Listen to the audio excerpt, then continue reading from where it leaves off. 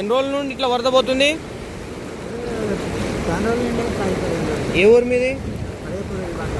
అవునా, మరి మీకు ఇబ్బంది అవుతుందని చెప్పి ఎవరికి చెప్పుకోవట్లేరా?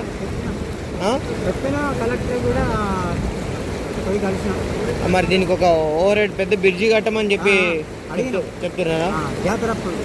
నిన్నటి వరకు ఎవరు రానిలేదు కదా, మరి ఈరోజు బాగానే వస్తున్నారు మీరు.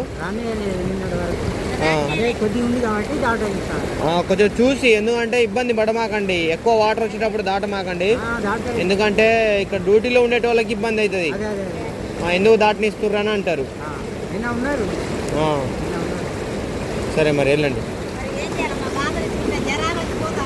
జ్వరాలు వస్తున్నప్పుడు ఇంట్లో కొంచెం దోమతెరలు వాడండి, తర్వాత కొన్ని మెడిసిన్స్ వాడండి, కొంచెం వాటర్ని వేడి చేసి తాగండి.